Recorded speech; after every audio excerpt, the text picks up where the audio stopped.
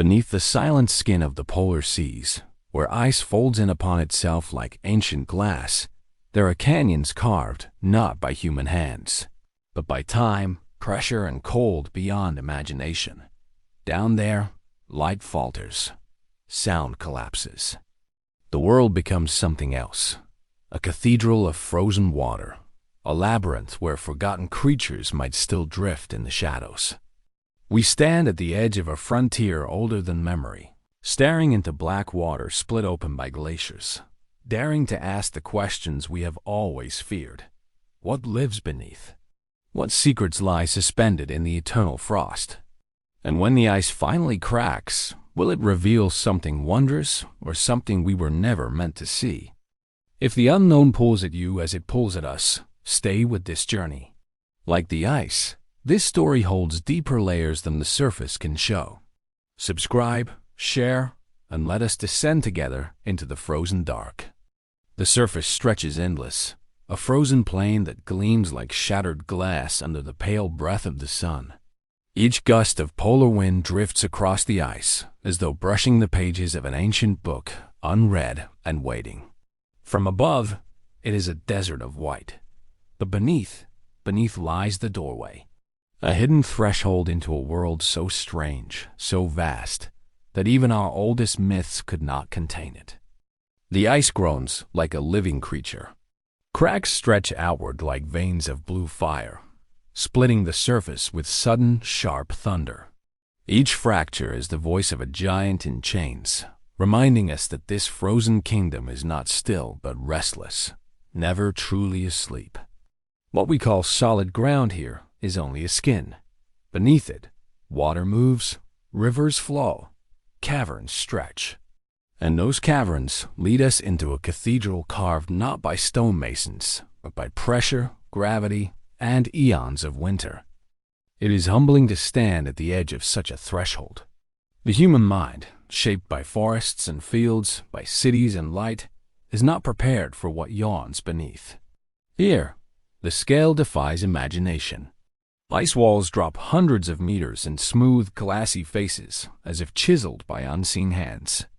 Beneath them, fissures split into the sea, leading down into a blue so deep it seems bottomless.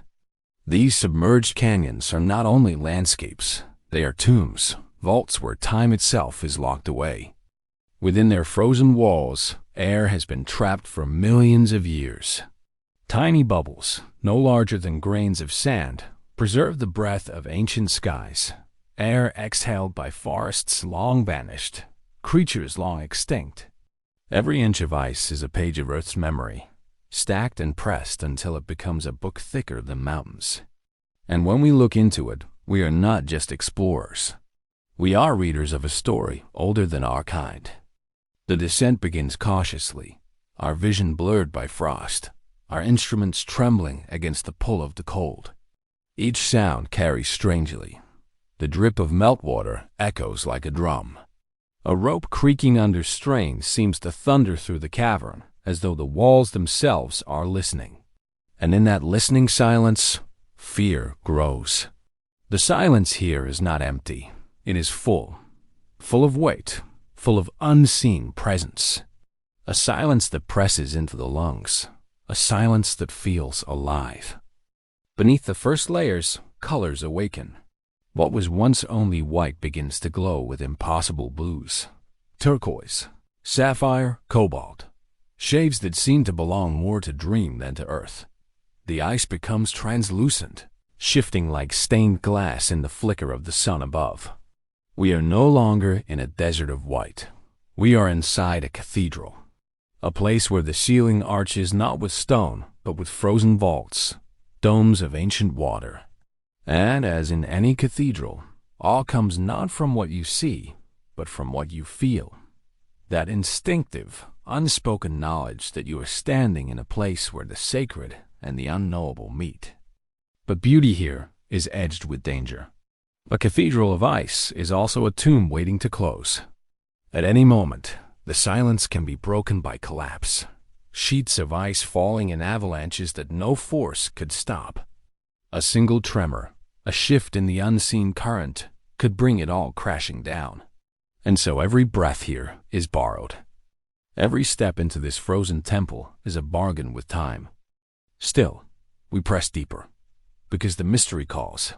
Because somewhere below, the canyons open wider, the walls fall away, and the water becomes vast.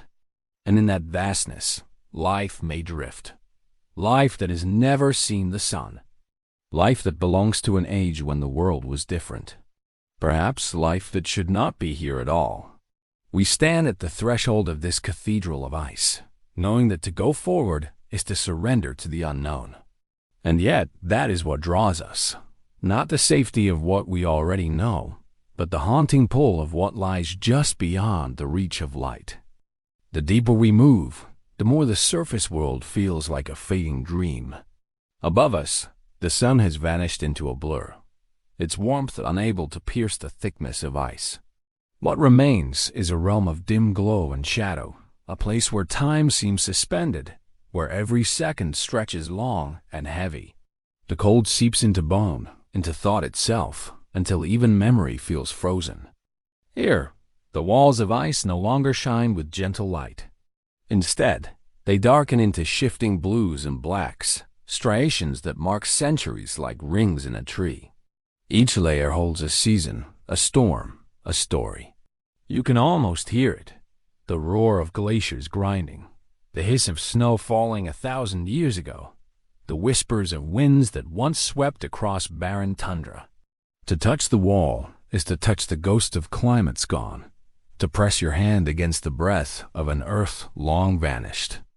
Water trickles through hairline fractures, weaving silver threads that shimmer against the walls.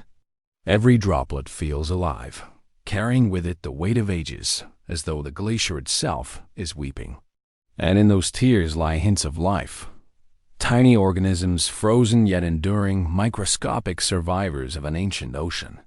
They drift like dust motes suspended in the air of a forgotten temple.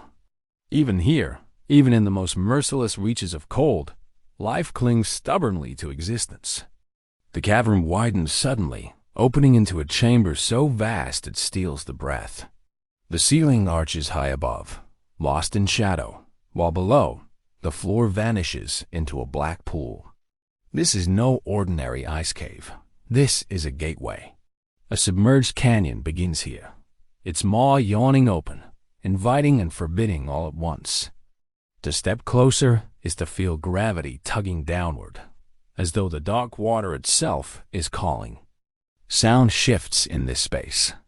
The creak of ice becomes a chorus, deep groans and sharp snaps echoing in layers, as if the cathedral itself is speaking. Some echoes linger too long, bouncing strangely, defying direction. You listen once, twice, and realize not all sounds here belong to ice. Some come from deeper still, from places unseen. A low rumble, a distant pulse, something moving slowly in the blackness below. The mind resists such sounds. It tells you they are tricks of acoustics, the language of shifting glaciers.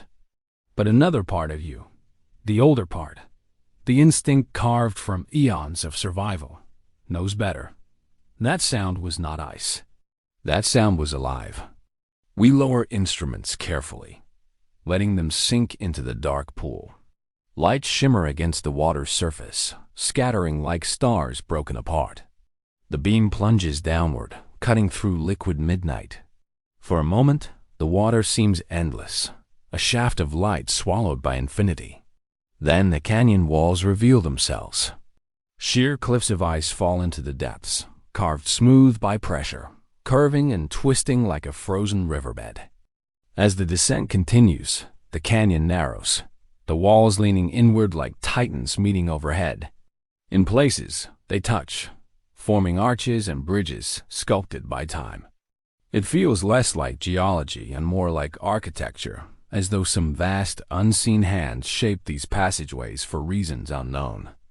The cathedral above was awe. This is something else. This is intimacy, enclosure, the feeling of being led somewhere with intent. And still, that distant sound persists.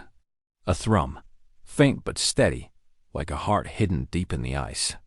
With each meter down, it grows no louder, no clearer, only more insistent, not in volume, but in presence, as though it is waiting, as though it has always been waiting.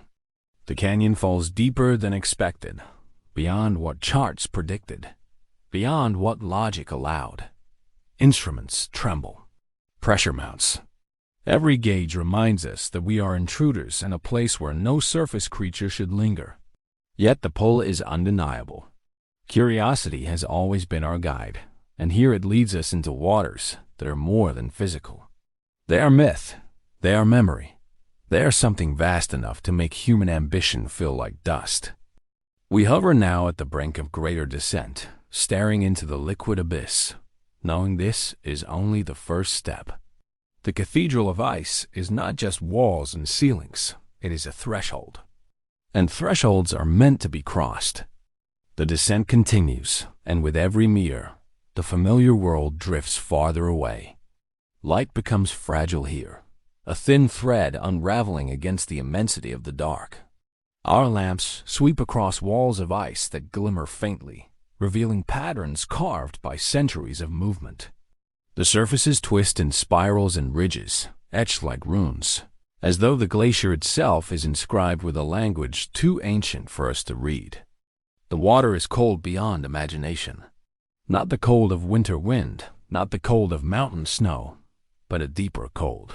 One that presses against skin like iron. One that seeps into blood and thought until the body itself feels foreign. This is the cold of beginnings, the cold of a world not yet warmed by the breath of life. And yet, life insists. Tiny sparks, no bigger than dust, shimmer briefly in the glow of our lights, drifting like embers carried on a slow current. They pulse faintly, as though the canyon breathes through them. The canyon narrows again, forcing us into a passage barely wide enough to move. The walls close on either side, smooth as glass, streaked with shadows where the light cannot reach. Every scrape of equipment echoes like thunder, each sound magnified until it feels as if the canyon itself is listening, judging. The silence between echoes is heavier than sound. In that silence, the imagination begins its work. Did something move in the corner of vision? Was that shape only the play of light? Or did something retreat deeper into the shadows, just out of reach? Suddenly, the walls shift apart, opening into another chamber. This one is unlike the rest, vast and dome-shaped, as though we have entered the heart of a frozen planet. Stalactites of ice plunge downward, sharp and translucent, their tips vanishing into the dark water. They resemble teeth, jagged and menacing, giving the impression that the canyon has become a mouth. To enter further feels less like exploration and more like being swallowed. In the center of the chamber, the floor drops away into a vertical shaft. The water disappears downward, a black column stretching into unknowable depth. Our lights fall into it but return nothing, as though the shaft consumes illumination itself. It is a void inside the void, an abyss within the abyss. We pause at the edge, caught between awe and dread. For a moment the only sound is the creak of gear and the muted rush of bubbles. Then, faintly, something else. A low, resonant vibration rising through the water, too deep to be fully heard, more felt than heard. It trembles in the chest, an echo that does not fade, as if the shaft itself is humming. It is not the sound of ice breaking, nor of shifting pressure. It is steady, rhythmic, patient, almost alive. The rational mind scrambles for answers. Currents rubbing against walls, resonance of distant collapse, the echo of our own instruments. But the instinctive part of us, the part older than reason, recoils. It feels like a warning, like a voice too vast to understand, speaking in a language of vibration. Still, we descend, because to turn back here would be to abandon the very heart of the cathedral. The shaft swallows us slowly, the walls slick with frozen minerals, glittering like crystal veins. In the beam of light, strange formations appear, bulbous shapes fused into the ice, almost organic, almost skeletal. Some are smooth, rounded like shells. Others stretch like the bones of creatures pressed into the glacier long ago. Whether they are geological curiosities or remnants of something else, we cannot yet say. But their presence lingers, raising questions the silence does not answer. The deeper we go, the more the shaft begins to twist, curving into corridors that branch and wind. It is no longer a single descent but a labyrinth. Each turn reveals new passages, some narrow, some vast, all leading into further darkness. The architecture of ice becomes stranger, less like accident, more like design. Arches rise overhead, buttresses of frozen water, alcoves carved smooth. The canyon begins to resemble not just a cathedral, but a city of ice, a place built, abandoned, and left to endure in eternal frost. At the edge of one corridor, a flicker catches the eye. Not reflection, not equipment. A light, a pale greenish glow, faint but distinct, pulsing like a lantern carried deep below. It disappears as quickly as it came, swallowed again by blackness. But its memory lingers. In the silence, in the cold, in the weight of the abyss, one thought grows heavier. We are not alone here. The labyrinth deepens, twisting further into the unknown. Each passage feels like a decision, each corridor a test, as though the ice itself decides what we are allowed to see. The glow we glimpsed before lingers in memory, impossible to dismiss. Light does not exist in such places. It should not exist. And yet, something stirred the darkness with a pulse of green, something that moved with intention. The canyon walls change as we move deeper. No longer smooth, they bristle with shapes that appear half natural, half alive. Long ridges rise like the spines of creatures fossilized in motion. Hollow pockets open along the surfaces, dark mouths that seem to watch us pass. In the beams of our lights, some of these pockets glitter with crystals. In others, shadows shift too quickly, as if something retreats before we can focus. Every detail whispers the same truth. We are intruding in a place that is not forgotten, it is alive. The water grows heavier, thicker somehow, as though infused with weight beyond pressure. Our instruments shudder, their readings unstable. Depth estimates falter. Compass bearings loop and break, spinning without anchor. Time itself feels uncertain here.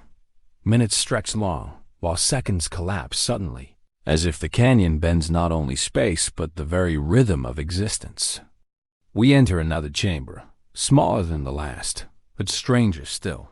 The ceiling arch is low, lined with needle-like icicles that drip faintly into the water. Beneath them, the floor rises in ripples, frozen waves preserved mid-motion, as though the sea itself turned to glass in a single instant. At the center, something unexpected waits. A column of ice rising from floor to ceiling, hollow at its core. Through its translucent walls, a dim shimmer moves, not reflected light, but something glowing from within. It flickers faintly, then steadies, green and pale, as though breathing. The light is not constant. It pulses, slow, deliberate. Every glow illuminates shapes inside the column. Strands, filaments, curling in patterns like veins or roots. They stretch upward and downward, connecting the frozen floor to the roof above, as if the glacier itself were alive, its lifeblood glowing in the dark. We approach cautiously, our lights dancing across the column. The glow inside responds. Not brighter, not weaker, but synchronized. Its rhythm shifts to match our presence, as though acknowledging us, recognizing that it is being watched. For a breathless moment, we hang suspended in the water, no one daring to move, every sound amplified. The hiss of air, the distant groan of shifting ice, the slow, pulsing heartbeat of green light before us. Then, silence breaks. A sound rolls through the canyon, deep and resonant, too powerful to belong to our instruments. It rattles through the walls, thrums through the water, and vibrates within the chest. The glow inside the column flares, a sudden surge that casts the chamber in spectral light. Shadows leap across the walls, long and sharp, twisting like the silhouettes of creatures circling just beyond vision. The water stirs, not by current, not by collapse, but by movement. A ripple passes through the chamber, deliberate, forceful. Another follows. And then, faintly, from the deeper corridors beyond, a second glow appears. This one not green, but blue, faint and wandering. It pulses erratically, as though searching, drifting closer with each moment. Two lights now, one within the column, one approaching from the canyon beyond. Both alive, both watching. Fear sharpens into silence. Awe freezes into dread. Every instinct screams to retreat, yet no one moves. Because this is what we came for. This is the threshold. The cathedral of ice is no longer silent stone and frozen water. It is inhabited. It is aware. And whatever waits beyond the canyon's edge has noticed us. The chamber darkens suddenly as the green light extinguishes. The pulse stops. Only the approaching blue glow remains, drifting closer, brighter, until it hovers at the mouth of the passageway. It lingers, pulsing slowly, as if deciding. Then, in a single instant, it vanishes. The canyon falls into complete blackness, heavier than before, as though the ice itself has swallowed the light whole. And in that darkness, something moves. Darkness holds. It is not the absence of light, but the presence of something thicker, something living. The water feels heavier now, pressed close around us, as though the canyon itself has shifted in mood. Silence is no longer silence. It is expectation, the pause between inhale and exhale. Something waits. We steady ourselves, lights flickering back to life, beams cutting jagged lines through the black water. The chamber glows once more, but emptier than before, stripped of its secrets. The green pulse is gone. The blue glow has vanished. Only the icy walls remain, glittering faintly like indifferent witnesses.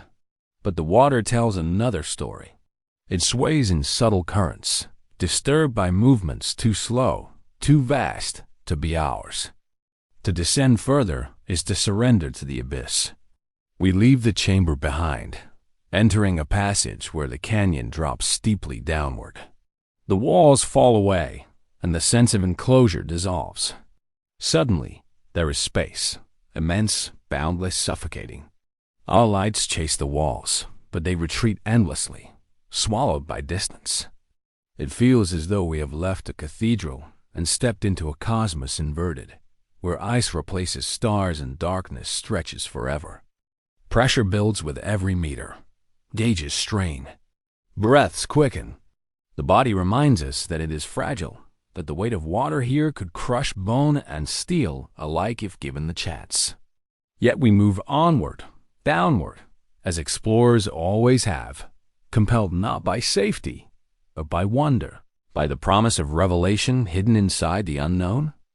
The canyon floor appears suddenly, a vast plain stretching beneath us, rolling like dunes of frozen glass.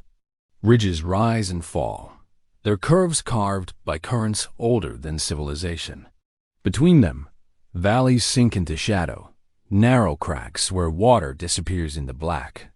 The terrain looks less like geology and more like a frozen seafloor, preserved from a time before humans dreamed of fire.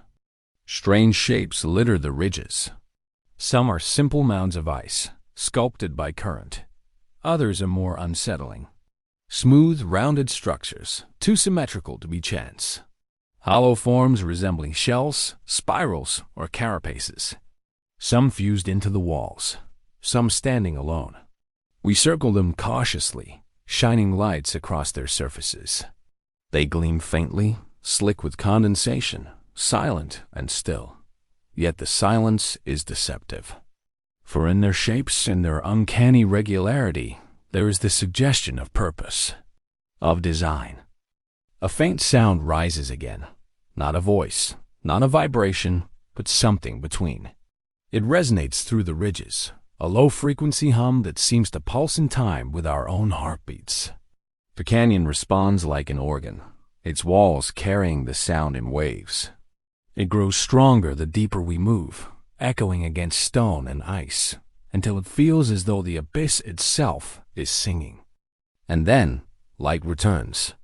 Not from us, not from the sun, but from the abyss itself. Dim at first, scattered pinpricks across the plain, like stars surfacing from the dark. They glow blue, green, sometimes gold, each flicker steady, deliberate. They spread across the canyon floor, hundreds of them, a constellation woven into the ice. The effect is overwhelming. The abyss is no longer dark, but alive with scattered fire. Shapes emerge in the glow, slender forms drifting through the water, their bodies thin as ribbons, their edges shimmering with faint bioluminescence. They twist gracefully, silently, trailing light behind them like falling meteors. For a moment, fear loosens its grip. Awe takes its place. But awe is fragile here, because where there is beauty, there is also the unshakable reminder. We do not belong. These creatures, whatever they are, have lived unseen for ages, thriving where we believed life impossible. And now, they know we are here. We watch as the lights ripple in response to our presence, patterns shifting, movements aligning as if the abyss itself has turned its gaze upon us. What began as scattered points becomes organized, deliberate. The lights form arcs, spirals, signals written into the water, a language perhaps, or a warning. The abyss does not hide. It speaks. And for the first time, we realize that in coming here, we may not be the ones discovering. We may be the ones being discovered. The canyon floor shimmers as though the stars have sunk beneath the ice.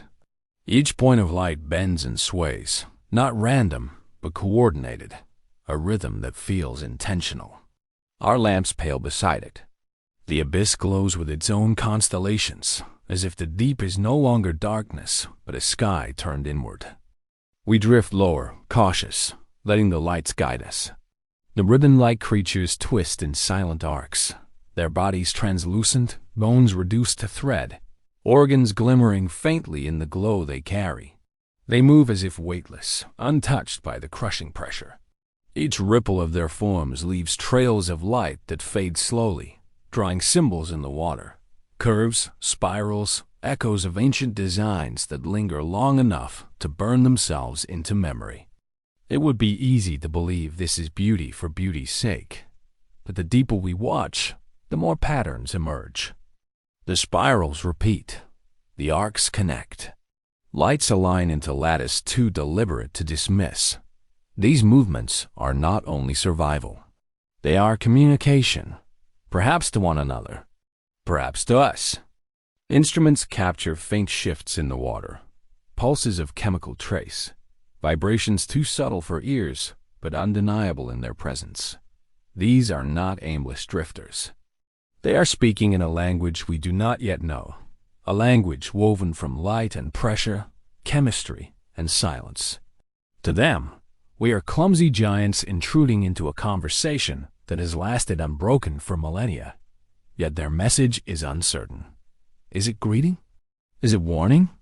Or is it something more primal, something that does not fit within human words? The canyon itself amplifies the mystery. Its walls, once smooth, grow jagged, ridged with frozen formations that rise like spires in a drowned cathedral.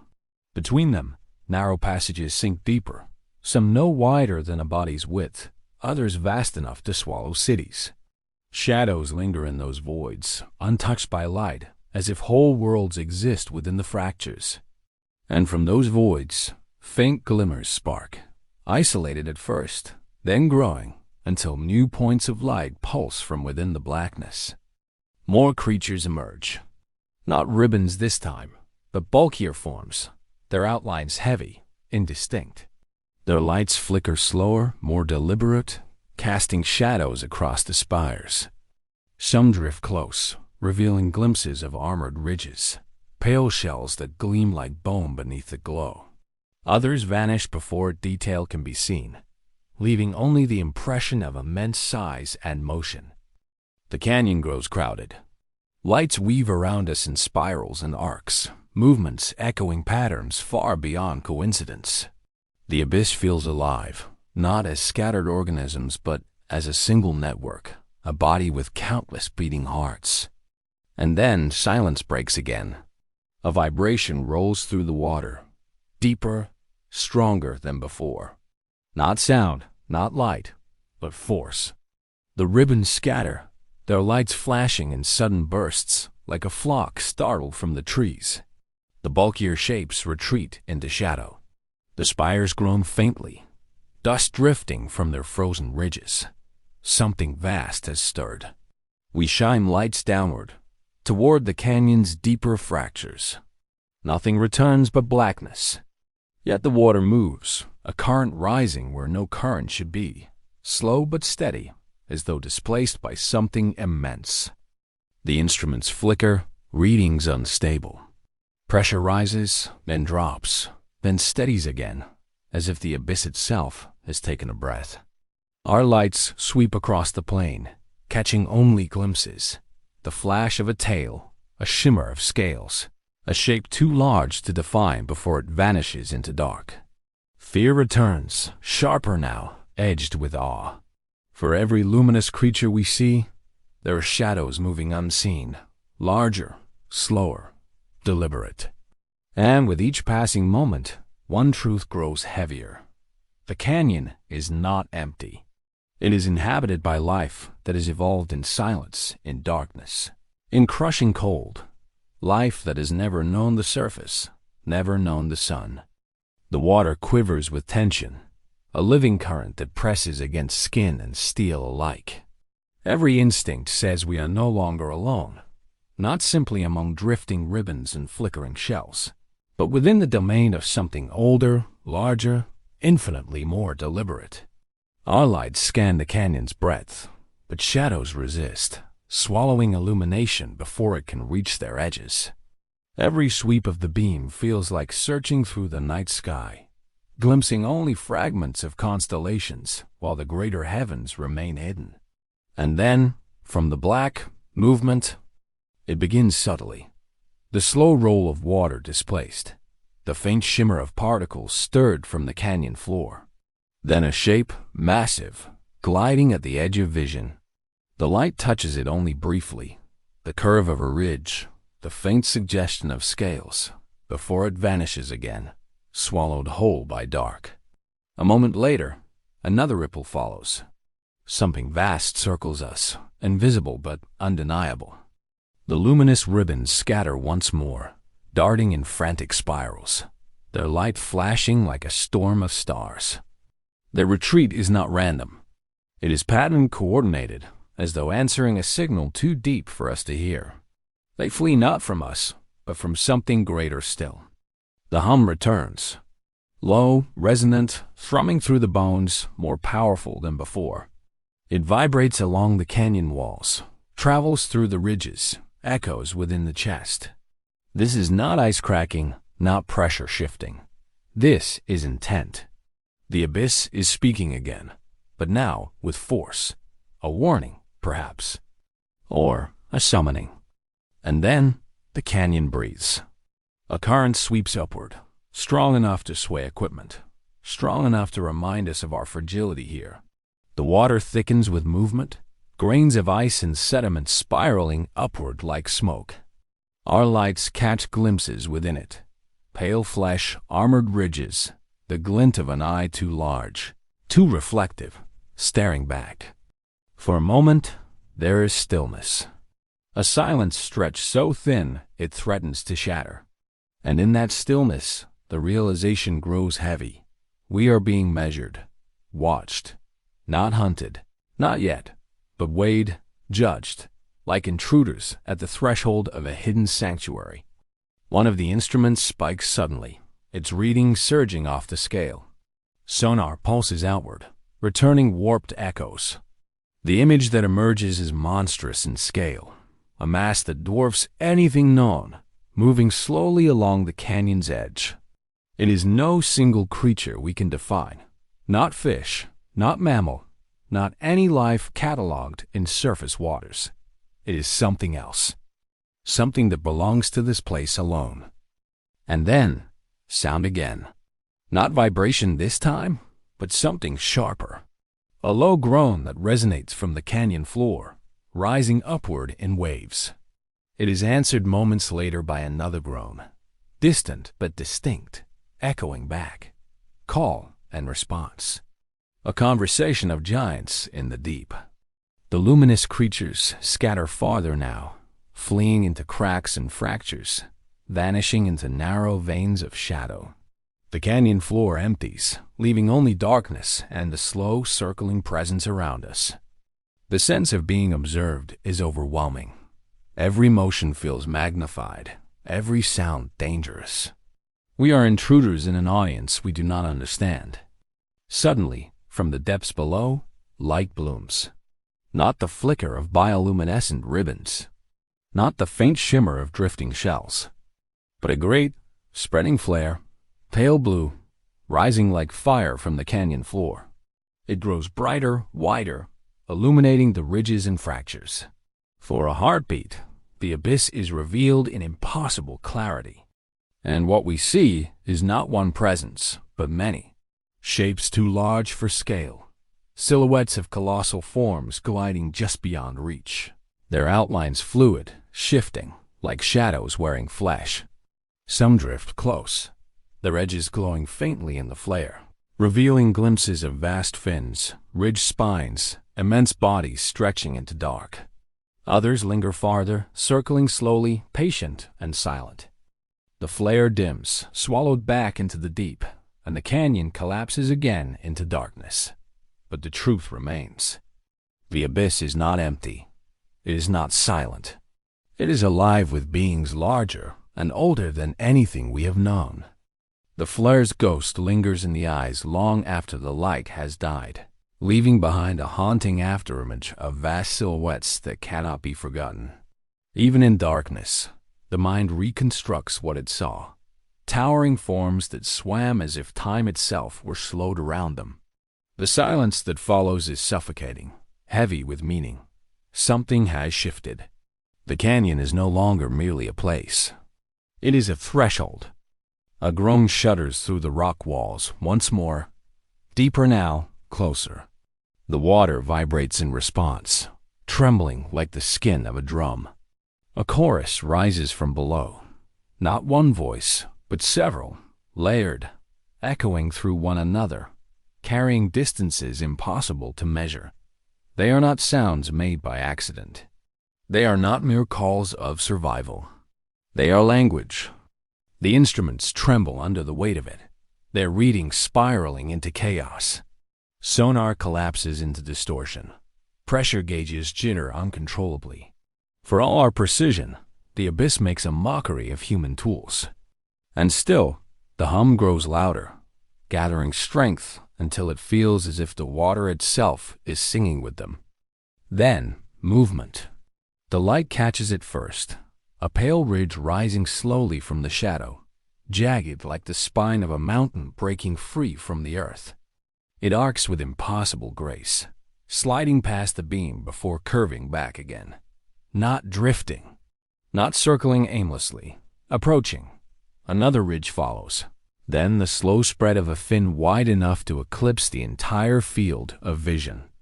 The water pushes forward in waves, a force so strong it rattles the hull. And then, out of the dark, the eye appears. Enormous, reflective, a polished orb that captures the beam of light and bends it, scattering it into fragments. The eye does not blink. It does not flinch. It gazes, unbroken, into us. The sensation is immediate and undeniable. We are not simply observing, we are being seen. The ribbons of bioluminescent life, once scattered, have now gathered at the edges of the canyon. They hover, trembling, as though caught between fear and reverence. Their faint light outlines the canyon walls in soft threads, framing the colossal being that moves closer still. It does not rush. It does not strike. It drifts with a patience that feels ancient, measured, deliberate. The eye shifts, not in confusion, but in focus, as if choosing what to hold, what to remember. Suddenly, the being exhales. The water around us surges in a torrent, cold and sharp, whipping sediment into a cloud. For a heartbeat, everything is obscured. Dust, ice, fragments swirling like a storm. And within that storm, more shapes emerge. Smaller than the first, but still immense, surrounding us in a slow spiral. The abyss is not showing us one presence. It is showing us a gathering. The low groans return, layered upon one another, weaving into a resonance that shakes the canyon floor. It vibrates through chest and bone, a sound not simply heard, but lived. It is not a warning now. It is not threat alone. It is announcement. And then silence again. The storm of sediment clears, and the great eye is gone, vanished back into the folds of dark.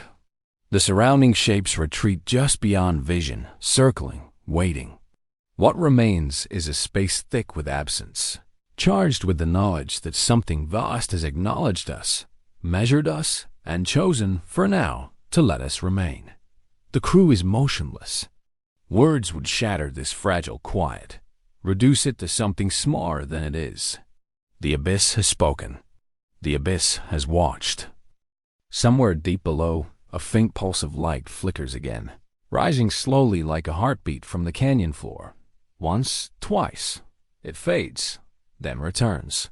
A signal, deliberate and patient. The abyss is not finished. And in that moment, a single truth takes hold. We have not reached the end of discovery. We have only brushed against its surface. What waits below is not a fragment of the unknown. It is the heart of it. The canyon grows darker still, and with it the certainty deepens. Whatever dwells here does not fear us. It allows us. For now, beneath the endless weight of ice, the abyss grows stranger still. The canyon that once felt like a passage now unfolds into a chamber vast enough to swallow mountains whole. Its walls rise in jagged spirals, their surfaces glistening with frost and mineral crystal, reflecting faint traces of light that do not belong to us. It feels less like rock and more like architecture, as though some hand beyond time carved this hollow, shaping it for reasons we cannot comprehend. The water here is thicker, colder, heavy with the silence of centuries.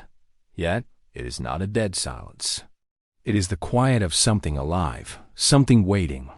Every movement we make feels observed, measured against an intelligence that remains hidden just beyond reach. A current sweeps downward, pulling us deeper, guiding us toward a vast plain that stretches like a floor beneath the frozen sea. It is a landscape unlike anything seen on the surface world. Ridges curling like the ribs of titans, fissures glowing faintly with a light that leaks from below. The glow is pale and steady, as if the earth itself has learned how to breathe.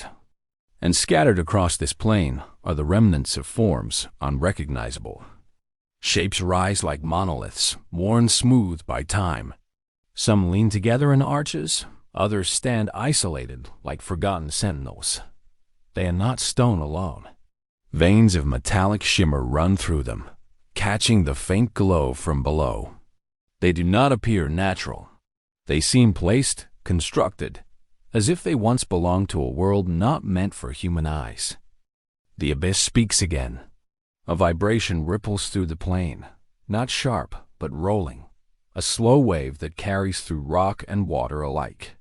It feels less like a sound and more like a heartbeat, steady, deliberate, unyielding. It pulses again, then again, echoing into the distance until it fades. Whatever lies here is not dormant. It breathes. Lights flicker at the edges of vision. At first they resemble the familiar glow of the drifting ribbons, but soon it becomes clear they are something else. Clusters of small, luminous creatures rise from cracks in the plain, moving together in precise formations. Their bodies glisten like shards of glass, wings or fins shimmering as they pulse in unison. They weave around the monoliths as though guarding them, or perhaps honoring them. Each movement feels rehearsed, ceremonial, purposeful. The plain stretches farther than the eye can follow, but at its center rises something vast, a structure that dominates the seafloor like a cathedral forged of ice and stone. Its walls are ridged and layered, spiraling upward into a dome that nearly touches the canyon ceiling. From its base, faint lines of light radiate outward, connecting to the monoliths in perfect symmetry, like veins feeding an immense heart. The closer we drift, the heavier the water feels, pressing inward with invisible force. The instruments flare with static, unable to parse the energy surging from the structure. Sonar strikes its walls and vanishes, absorbed into silence as though the structure refuses to be mapped. Then the hum returns, not from the creatures, not from the canyon walls, but from within the cathedral itself. It is a resonance that pierces the water like a call, rising in frequency until the chest aches with its weight. The monoliths answer in kind, vibrating faintly, their metallic veins flickering with light as though awakened. The abyss is no longer just alive. It is awakening. The luminous creatures scatter briefly, then regroup, circling higher above the dome. Their light swirls in patterns that mirror the lines etched into the plain. It is not chaos. It is language, an ancient choreography that has endured for longer than human memory. The water grows colder still, biting into the skin, sinking into bone. But with the cold comes clarity, the awareness that this chamber is not merely a place, but a nexus, a meeting ground, a heart beating beneath the world's frozen skin. And with each pulse, it calls not only to its own kind, but to us as well. It is then, in the silence between pulses, that we realize something profound. We are not witnessing remnants. We are not drifting through ruins. We are standing at the threshold of something still alive, still in motion, still becoming. And in that realization comes the most unsettling truth of all. If this place is the heart, then something beyond it must be the mind. The great dome looms ahead, vast enough to dwarf every measure of human architecture. Its ridged walls shimmer faintly, as if threads of light swim within its skin. It does not feel like stone, nor entirely like ice. It feels alive, as though it was grown rather than built, shaped by forces that do not obey the laws we know. Each ridge curves with an elegance that seems intentional, symmetrical in ways that nature rarely grants without design. We drift closer, and the weight of the abyss presses harder. The instruments flicker, gauges rising and falling without reason. The nearer we come, the more human tools seem to fail, as if the structure itself resists observation. What is left to us are only the senses, the pulse of the water, the sound of the hum, the growing awareness that we are moving into a place meant to remain hidden. At the base of the dome, a fissure yawns open like a mouth. Its edges glimmer faintly with veins of blue, pulsing in rhythm with the low resonance that fills the chamber. The current pulls inward, not with violence, but with invitation, as though beckoning us deeper. For a moment, hesitation grips us. To enter is to cross a line that cannot be undone. Yet the abyss is patient, offering no command, only the silent insistence of presence. We slip inside. The Leviathan's eye lingers on us one last time, pale light piercing through steel and bone alike. Then it sinks slowly back into the pool, vanishing into depths that pulse once more with faint glow. The chamber quakes, the fissures rumble, and the cathedral sings louder than ever before. We are no longer just witnesses. We are caught in the moment the abyss decides whether to endure or to resist. The tremor begins as a whisper, a faint shiver threading through the cathedral walls. At first, it could be mistaken for the steady rhythm of the abyss, just another deep vibration carried by water. But then it grows louder, sharper, breaking into cracks that echo like thunder rolling through the frozen miles above. The ice ceiling is stirring. The luminous veins across the dome respond instantly, flaring bright in sudden alarm. Spirals unravel into jagged lines, racing across the walls with frantic speed. The chamber no longer feels like a sanctuary. It feels like a body bracing for impact. From the fissures above, flakes of ice descend, drifting at first like snow in slow water. But soon they come heavier, sharper, chunks tumbling in uneven rhythm, each one catching the glow before vanishing into the pool. The water shudders with each impact, rippling outward in waves that rattle the vessel. And then comes the sound, a deep, groaning roar that rolls across the chamber, the voice of ice tearing under its own weight. It is not distant now. It is here, above, shaking the cathedral as though the world itself were preparing to collapse. The Leviathan's presence returns in force. From the pool, light bursts upward, heralding its rise. The massive eye surfaces again, glowing brighter than before, its pale fire cutting through the storm of descending ice. With it comes the pulse, sharp, rhythmic, powerful. It radiates outward, commanding, defiant, like a call to arms carried through stone and water. And the abyss answers. From beyond the chamber walls, the hum of others joins, layered in deep resonance. The canyon shakes with the chorus. The monoliths tremble in unison. The plain outside vibrates like a drumhead struck by titanic hands. This is no isolated guardian. It is part of a greater chorus, a living defense that awakens as the ice fractures. Yet the fissures widen still. A crack tears across the ceiling, long and jagged, releasing a rush of bubbles that spiral downward like smoke. Through the crack seeps a light, cold, thin, unnatural. It is not the gentle glow of the abyss, not the soft radiance of bioluminescent life. It is sharp, sterile, the fractured glare of a world above, piercing into depths it was never meant to touch. The Leviathan recoils at the intrusion, its pulses turning harsher, urgent. The pool churns violently, waves rising against the chamber's edges. The luminous creatures scatter once more, fleeing into cracks along the walls, abandoning ceremony for survival. Even the spiral patterns falter, their symmetry broken by fear. For the first time, the abyss feels fragile. The crack spreads. A section of ice splinters and collapses, tumbling downward in a cascade of jagged shards. They strike the water with force, exploding into clouds of frost that fill the chamber. The impact reverberates like cannon fire, a sound too violent, too sudden, tearing the sanctity of the place apart. In that moment, the Leviathan unleashes a pulse so strong it knocks instruments offline. The water surges outward in a shockwave, shattering falling shards into dust, forcing back the fracture's intrusion. The dome trembles but holds. For now, the hum that follows is not calm. It is furious, resonating through canyon and plain, shaking every stone, rattling every fissure. It is the voice of the abyss in anger, a sound so vast it feels as though the sea itself has chosen to resist the wound. Yet above, the crack does not stop. Another fissure branches outward, thin but fast, spreading like lightning through the ceiling. More light filters down, more ice loosens, more fragments rain into the abyss. The frozen barrier that has hidden this world for millennia is failing. And with it, something more terrifying becomes clear. If the ice breaks, if the ceiling collapses, then the abyss will no longer remain hidden.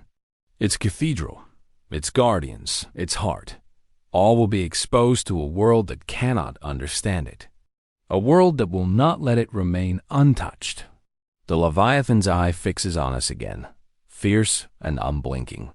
The pulses shift once more, sharp and insistent. Though the sound is alien, the meaning is undeniable. This is not simply defense. This is plea. The abyss is asking us, will we be witnesses to its ruin or allies in its survival? The fracture does not sleep. Even after the Leviathan's furious pulse shakes the chamber, the ceiling groans on, widening its scars. The sound is relentless, like an ancient ship's hull splitting against rock, wood fibers replaced by frozen centuries snapping under weight. Every crack is a warning, every thunderous groan a countdown. The light from above slices deeper, refracting through the falling shards into fractured beams. They pierce the darkness like spears, unnatural, hostile. It is as if the surface itself is bleeding into the abyss, pouring its cold glare into a sanctuary meant only for shadows and flame-born creatures. The harmony of this hidden cathedral falters. The Leviathan does not falter. Rising higher in the pool, it reveals more of its vast armored form. Plates glint faintly in the chaotic glow, curved ridges etched with patterns like runes carved by water and time. The eye burns brighter than before, its light aflare against the storm. Each pulse it sends ripples outward in waves of defiance, slamming against the walls of the chamber like invisible fists. The abyss answers in kind. From the canyon depths come more voices, layered frequencies, some low enough to rattle bones, others high, sharp, needle-thin. Together they form a resonant shield, an echo so immense it drowns the groaning of the ice. The very water seems to thicken under its force, as though the sea itself were willing itself into armor. And yet, the cracks widen still. No resonance, no guardian, no hum of chorus can stop the inevitable march of time pressing down from above. Suddenly, the chamber floor begins to stir. Sediment swirls as currents awaken, spiraling upward in frantic streams. Monoliths tremble, their carvings shimmering as though they too are preparing to act. One of the great stones leans, and from its shadow rises something new, smaller than the Leviathan, yet still vast, another sentinel carved by evolution's hidden hand. Its form is sleeker, shaped like a spearhead, with ridges that seem built to cut water in silence. Along its flanks flicker rows of luminescence, pulsing in rhythm with the Leviathan. It circles the pool, fast, precise, like a blade drawn to defend its sheath. A second follows, then a third. The chamber is no longer guarded by one. It is now an army. The crack answers with violence. Another section of ice tears free, larger than before, plummeting with deadly speed. The shards shatter against the pool, spraying shards like glass across the water. The shock wave surges outward, slamming against the vessel, rattling every steel joint, straining every seam. For a breathless instant, it feels as though the abyss itself has decided to crush us. But the Guardians intervene. The Leviathan releases a pulse unlike any before. It is not a call, it is a weapon. The shock wave blasts through the water, smashing the falling slab into fragments before it can fully strike. The smaller sentinels add their voices, layering their resonance into a wall of sound so strong it holds the chamber itself together. The fissures quiver, halted for a heartbeat by the defiance of a living choir. And yet, this is not victory. It is survival, moment by moment, crack by crack. The ceiling still groans. The fissures spread unseen, deeper than the Guardians can reach. The abyss can resist, but it cannot stop the slow unraveling of the frozen world above. Through the chaos, our instruments capture a truth more unsettling than the falling ice. The light filtering down does not only belong to the surface. Within its fractured beams swing shadows, fleeting shapes darting like hunters drawn by weakness. They move too fast for clear sight, but their presence is undeniable. The abyss is not alone in its cathedral. Other things, darker and sharper, lurk beyond the fracture's edge. The Leviathan's gaze shifts, its pupil tightening as it turns not to the crack above, but to the shadows beyond. Its pulses deepen, urgent, warning. The plea it carried moments ago is gone. What radiates now is command, a demand that we understand what is coming. The fracture is no longer only a wound, it is a doorway, and the abyss does not know what is waiting on the other side. The abyss changes. What began as a sanctuary trembling under the weight of its own ceiling now feels like a battlefield waiting for its first clash. The crack above has grown into a jagged wound, spilling shards, spilling light, and through it, shadows. They move with unnerving precision, silhouettes slipping past fractured beams of ice glare. At first, they seem like fragments of debris, shards of darkness drifting in chaotic water. But then they gather, patterns form. Circles spiral, wide arcs closing tighter, predatory geometry unfolding in silence. Our instruments strain to capture them, but each time the sensors fix, the shadows vanish as if they know they are being watched. Yet the hum of the guardians sharpens, rising in pitch, their resonance less ceremonial, more desperate. They know what we are only beginning to sense. Something waits within those shadows. Something that does not belong to the cathedral. The Leviathan rises further, its immense bulk breaking the surface of the pool for the first time. Plates gleam in fractured light, water streaming off its ridges like silver rivers. Its eye blazes white fire, brighter than any glow we have yet seen. A single pulse erupts, louder than thunder, longer than any bells toll, tearing through stone and ice alike. The chamber shudders, but the shadows recoil. For a moment, the circle breaks. And in that pause, we see them. They emerge not as single forms, but as a collective tide. Sleek bodies, darker than obsidian, fins edged like blades, eyes glimmering with faint silver gleam. They do not glow with soft radiance like the cathedral's life. Their light is cold, thin, metallic, the shimmer of teeth catching flame. Each is massive, longer than any known predator of the shallows, but against the Leviathan they are dwarfed. Yet what they lack in size, they carry in number. A swarm of abyssal hunters, drawn by weakness, circling the fracture as if it were blood spilled into open sea. The sentinels respond with fury. The smaller guardians break from their arcs, darting toward the shadows with impossible speed. Their bioluminescent flanks flare, strobes of rhythm meant to blind and disrupt. The hunters scatter, then reform, attacking in coordinated waves. The first clash is silent but violent, light exploding against dark as bodies collide, water thrashing in spirals of force. The Leviathan does not move immediately. It watches. Its pulses roll through the chamber, guiding, directing, turning chaos into choreography. Each resonance steers its smaller kin, pushing them into arcs that cut through the hunter's swarm.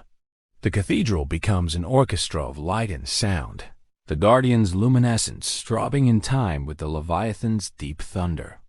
But the hunters adapt. They weave through the pulses, twisting around the guardian's light, darting into blind angles. Their strikes are vicious, jaws snapping with force enough to shear stone. One guardian reels back, flank torn open, light sputtering.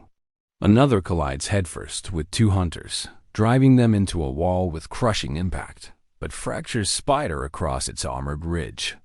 The battle is not one of ceremony. It is one of survival, and the swarm has patience.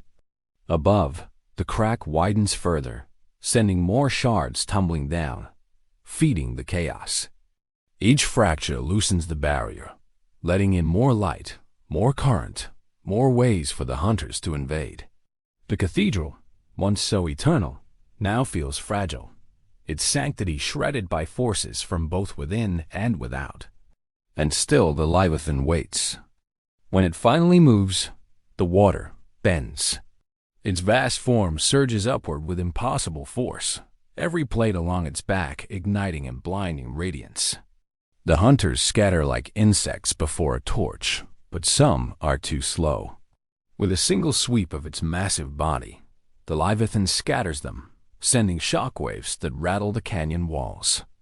Its roar, felt more than heard, is not just sound. It is a command, an ultimatum, a warning to all that dare approach its cathedral. Yet even in its might there is no illusion. The Leviathan is vast, but the swarm is endless. The fracture grows. The hunters press. The ceiling groans. The abyss is no longer trembling from ice alone. It trembles from war. And in that war, the question deepens. Who will endure, and who will vanish into the shadows forever? The chamber is no longer a sanctuary. It is a storm, light clashing with dark, resonance colliding with silence, the walls themselves trembling under forces older than memory. The Leviathan's command pulses still echo, reverberating like the toll of a bell that refuses to be silenced. Yet for every wave it sends, the hunters adapt, folding into patterns that cut through the Guardian's defenses. The swarm is relentless. They dart in coordinated arcs, shadows weaving through light, jaws snapping at armored flanks. One of the smaller sentinels is dragged down, its bioluminescence flickering as 3 hunters tear at its plates. The glow sputters once, then fades, sinking into the pool like a star extinguished. The cathedral feels dimmer in its absence. But the abyss does not yield its soldiers lightly. Another sentinel answers, hurling itself into the fray with a blinding flare of light. It collides with the swarm, its luminescence bursting like a flare underwater, stunning hunters in a flash so intense it burns across our vision. In that moment, the Leviathan strikes. The great being unleashes a pulse unlike any before, not a hum, not a command, but a roar that seems to tear water apart. The very chamber shudders as the resonance smashes into the hunters, scattering them in waves. Their sleek forms spin away, disoriented, their cold eyes dimmed. The canyon beyond trembles, and for an instant, the abyss feels victorious. But victory is fragile here. The crack above does not pause. With each roar, with each clash, the ceiling fractures further, raining shards of frozen weight into the battlefield. Larger now, jagged blocks slam into the pool, sending geysers of bubbles spiraling upward. Each collapse shudders the foundation, threatening to bury the guardians and hunters alike. The cathedral is not just a battleground. It is collapsing around them. And yet, the hunters do not retreat. If anything, they press harder, their swarm doubling back, circling faster. They are drawn to the fracture, not repelled by it. Their movements are not chaotic, but purposeful, like wolves circling a wounded beast. The ceiling is their wound, their entry, their doorway. The cathedral's death is their birthright. The Leviathan rises higher still, almost breaching the surface of the pool. Its immense body gleams with scars, its eyes still burning with furious light. It pulses again, slower this time, measured. The resonance is not just sound but strategy. It shapes the guardians into formation, their glowing flanks falling into lines, arcs, spirals that bend around the swarm. The battle becomes geometry. Hunters strike, but they are funneled, channeled into narrow corridors of light and resonance. When they push forward, the guardians close in, driving them against the walls.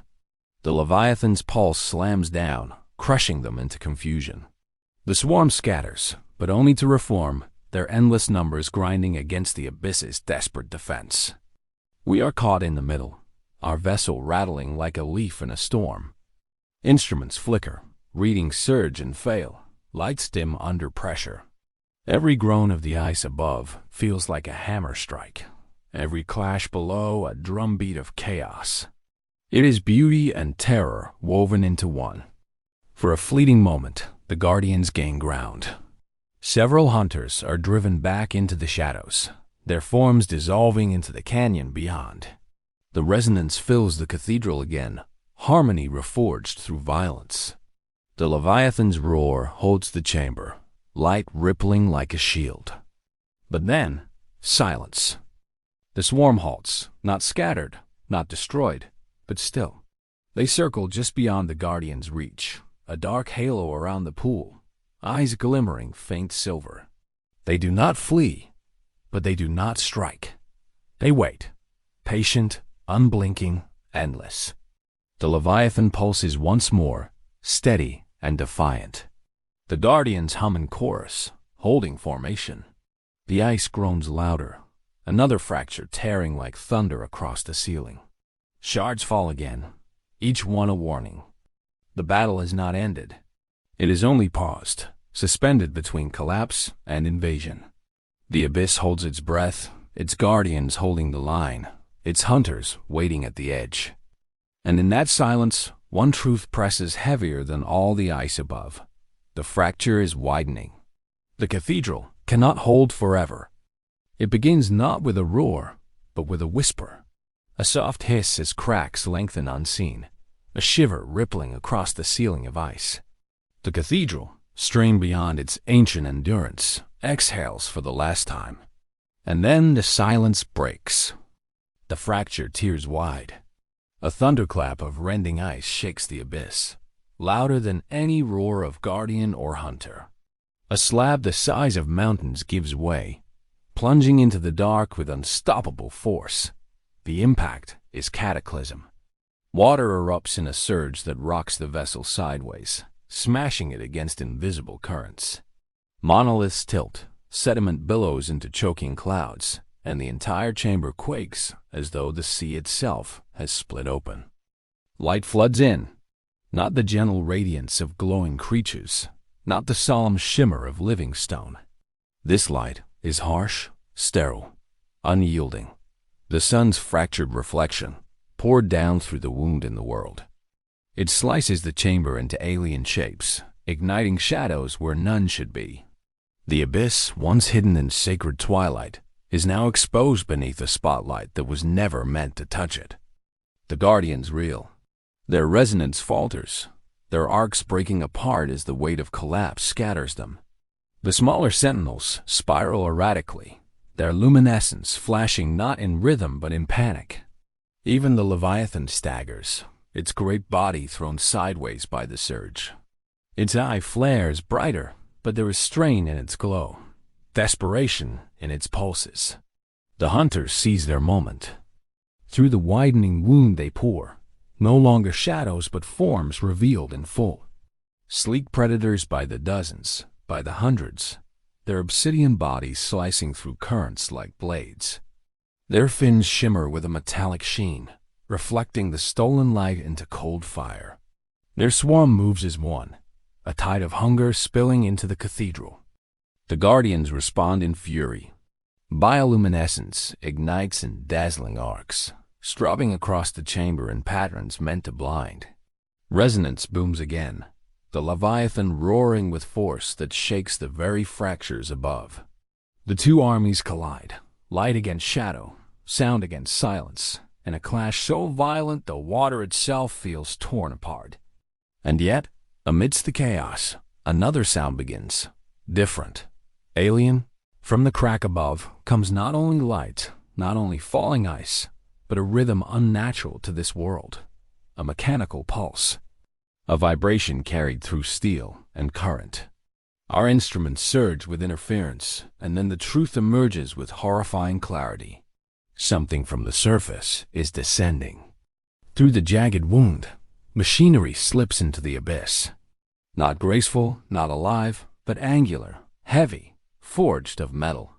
Drones, probes, perhaps the first fragments of human intrusion. They hover at the edge of the fracture, lights piercing downward, scanning, searching. To them, this is discovery. To the abyss, it is invasion. The hunters do not flee from the machines. They circle them, weaving between beams, drawn to the foreign pulse. The guardians do not mistake their nature either. Their resonance shifts, turning not only against predators, but against the very presence of the surface. The Leviathan unleashes a pulse so deep it rattles our bones. The drones shudder under its resonance, their lights flickering, their motors stalling. Several tumble, sinking helplessly into the swarm below. Hunters tear into them with jaws sharp enough to rend steel. Sparks burst like false stars, swallowed instantly by the abyss. But more descend.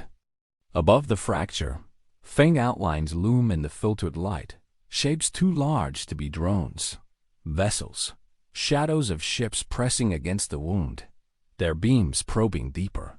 Humanity has found what was meant to remain hidden, and it will not stop at the edge. The Leviathan's gaze turns toward the crack, its blazing eye locking on the encroaching lights. Its pulses grow sharper, faster, a rhythm of warning, of fury, of despair. The guardians rally again, pushing back the swarm, holding the line even as shards continue to fall. But the cathedral has changed forever. It is no longer a hidden sanctuary, no longer untouched. It has been pierced by hunters from below and intruders from above. Its silence is gone. The abyss has been uncovered. And with it, the question rises like the fractured light spilling into the deep. What happens when two worlds that were never meant to meet finally collide? The chamber shakes with a violence that feels endless. The silence that once defined this place has been broken into fragments, replaced with the roar of collapsing ice, the clash of predator and guardian, and the piercing hum of machines descending through the fracture. What was once a cathedral is now a war zone where three forces converge: the abyss, its hunters, and us. The swarm grows bolder. No longer shadows, they sweep through the chamber in disciplined spirals, their obsidian flanks cutting through guardian formations. Their silver-lit eyes gleam with hunger as they strike, teeth flashing in bursts of false light. Every collision sends shockwaves rippling outward. Every strike paints the water with chaos. The guardians fight with everything they hold. Their bioluminescence burns brighter, arcs of radiance weaving into nets of living light. They spin, collide, reform. Their movements no longer ritual, but desperation carved into choreography. When hunters breach the line, a sentinel intercepts, even at the cost of its own life. Flashes of brilliance flare and vanish, stars extinguished in the dark, each sacrifice shaking the formation but never breaking it. The Leviathan commands the defense like a general forged from time itself. Its pulses roll outward in booming waves, binding the smaller guardians into order, pushing the swarm back again and again. The great being moves with terrifying grace, sweeping its armored body through arcs that scatter hunters like sand in a storm. Its eye is relentless, a blazing fire locked on both predator and fracture, burning with something that feels like defiance against fate itself. Yet above, the surface intrudes further. Through the wound in the ice descend more machines, angular bodies bristling with lights. Their beams carve the water into shards of false day, sweeping across monoliths, guardians, hunters alike. Each probe hums with mechanical rhythm, foreign and unyielding, recording, transmitting, analyzing. Some drift too close to the swarm and are shredded, sparks trailing like dying meteors. Others sink toward the Leviathan, their beams locking onto its vast form as though it were specimen, not sovereign. The Leviathan does not endure their gaze. It unleashes a pulse so deep and violent that the drones quake apart, imploding under the force. Steel folds like paper, lights extinguish in an instant, and fragments sink useless into the dark. For a moment, the abyss pushes back the surface. For a moment, silence tries to return. But above, more shadows loom. The outlines of vessels shift across the fracture's opening, and from them, even heavier shapes lower into the abyss. These are not probes. They are machines of industry, built not for observation, but for conquest. Claws, drills, lights, arms designed to dig, to cut, to take. Humanity has not only found the cathedral, it has decided to open it. The guardians react with fury. Their resonance sharpens into a weapon, vibrations crashing against steel hulls. Currents whip into turbulence as they strike, battering the machines before they can anchor. Hunters, too, swarm toward the intruders, not out of allegiance but instinct. To them, the fracture is prey, and anything spilling through it is another meal. The machines become caught between guardian and predator, shredded by teeth, cracked by resonance, torn apart before they can even begin. And still more descend. The abyss is being invaded from both sides, predators from below, humans from above. The guardians are stretched thin, their formations breaking under pressure. For every hunter scattered, two more dive into the cathedral. For every machine destroyed, more shadows press down from the wound. The Leviathan bellows another pulse. a roar so vast it silences everything for a heartbeat. Hunters recoil, guardians steady, even the machines tremble in its path. It rises to the surface of the pool, its colossal body filling the chamber with radiance.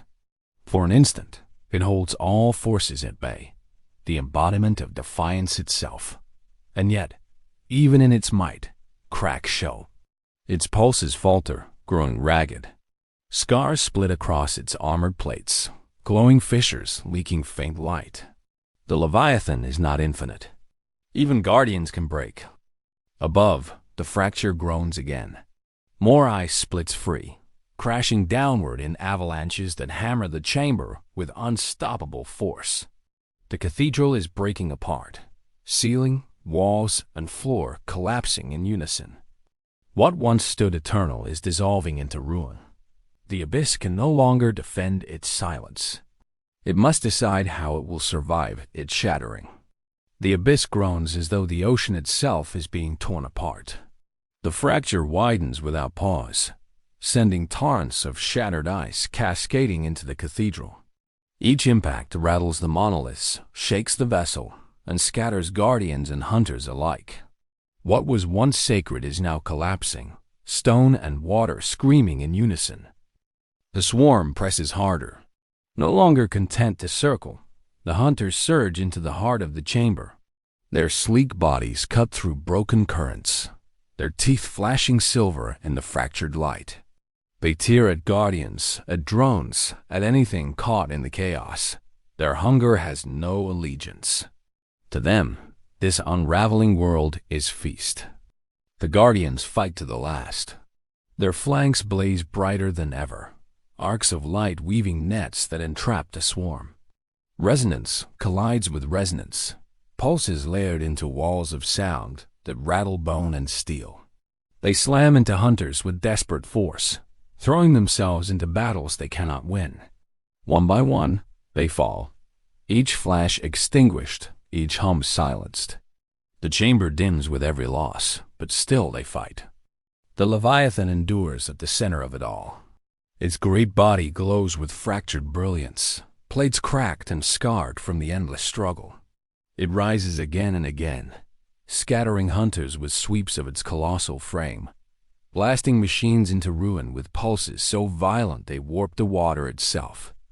Yet even in its fury, it slows. Each movement carries weight. Each roar carries strain. Its light flickers at the edges, its power bleeding away into the collapse. Above, the machines descend further. Larger constructs now breach the wound, arms of steel unfolding, claws digging into the ice to anchor themselves. Lights beam downward in endless search, capturing the battlefield as though it were already a prize claimed. They do not care for hunters or guardians. They only reach deeper, extending their tools into the abyss with unrelenting purpose. The hunters swarm the machines, tearing through cables, ripping at steel. Sparks burst like fireflies swallowed whole. But for every machine consumed, another follows. The fracture is no longer only a wound. It is a door being forced open, wider with every fall of ice, brighter with every descending shadow. The Leviathan's gaze fixes on it. For the first time, its pulses do not command, do not warn. They resonate with something heavier, resignation, perhaps, or choice. The sound vibrates through the vessel, through the monoliths, through every trembling wall of the cathedral. The guardians hear it. They break from the swarm, their arcs reforming around the Leviathan, gathering in a spiral of light that burns even in the face of collapse. It is not a formation of defense. It is a formation of sacrifice. The Leviathan begins to rise. Slowly, with immeasurable weight, it surges toward the wound. The guardians follow, spiraling tighter around its body, their flanks blazing brighter than they ever have. Together, they climb the fractured column of water, a living tower of light rising against the storm. Hunters lunge at them, jaws snapping, but pulses slam outward, shattering the swarm into chaos. Machines extend arms to seize them, but resonance tears through steel, breaking their grasp. Nothing halts the ascent. The chamber quakes harder than before. The monoliths lean, carvings breaking apart. Sediment bursts upward in choking clouds. The vessel is thrown sideways, barely holding against the current. We cling to instruments, to steel, to breath, but even through terror, we understand. The Leviathan is not climbing to escape. It is climbing to close. Its pulses deepen as it ascends, growing slower, heavier, until the chamber itself vibrates in unison. The Guardian's light flickers into blinding brilliance, their spirals tightening, forming a halo around their sovereign. The wound above widens one last time, beams of surface light crashing down into the abyss. Hunters surge upward, chasing, teeth flashing. Machines lower further, reaching, clawing. And then the Leviathan roars. The pulse that follows is unlike anything before. Not sound, not light, but force. It rips through the chamber, through the canyon, through every fracture and every shadow. Hunters scatter like dust. Machines implode in showers of sparks. The very walls of the abyss seem to bend under its fury. The Guardians blaze, their bodies igniting in final brilliance.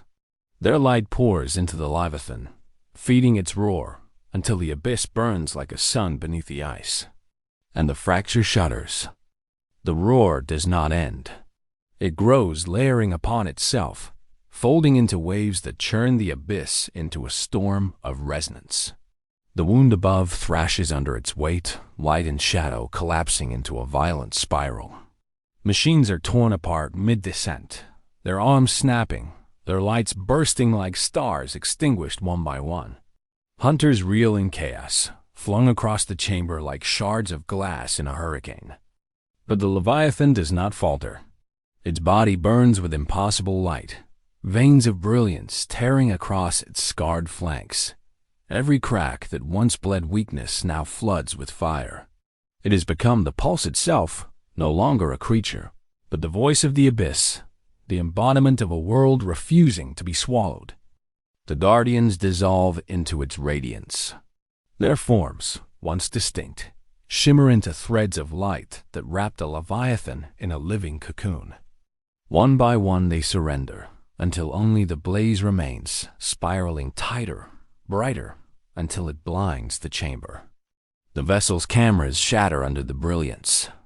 Our eyes water, burning with light that feels less seen than felt. And still, the roar grows. The wound begins to close. Ice trembles along its edges, pulled inward by force unseen. The fracture that had widened with each quake now contracts, collapsing in on itself as though gripped by invisible hands. Shards of ice rain downward, not as ruin but as rebirth, each piece sealing against another in perfect symmetry. The beams of surface light shrink, fragment, vanish. What was once a doorway becomes a scar. What was once an opening becomes a seal. Hunters shriek in panic, their sleek bodies whipping against currents they cannot resist. They scatter into cracks, vanishing into the darkness of other canyons. Machines tumble uselessly, crushed against walls, their husks falling like forgotten anchors. The chamber convulses with the violence of closure, but with every tremor, with every impact, the abyss strengthens. And at the center of it all, the Leviathan burns. Its body is no longer flesh, no longer bone. It is a beacon forged of sound and memory, of guardian sacrifice and millennia of patience. Its form wavers, dissolving into light that pulses with the rhythm of the abyss itself. For a moment, it seems eternal, the embodiment of everything hidden beneath frozen seas. Then the light fractures. The Leviathan's roar breaks into echoes, each one softer, each one farther away. Its brilliance splinters into streams, racing through cracks, seeping into stone, leaving behind glowing veins that thread the canyon walls like constellations carved into ice. The Guardian's light vanishes with it, fading into silence. The cocoon dissolves, the chamber darkens, and the Leviathan is gone. The abyss lies still,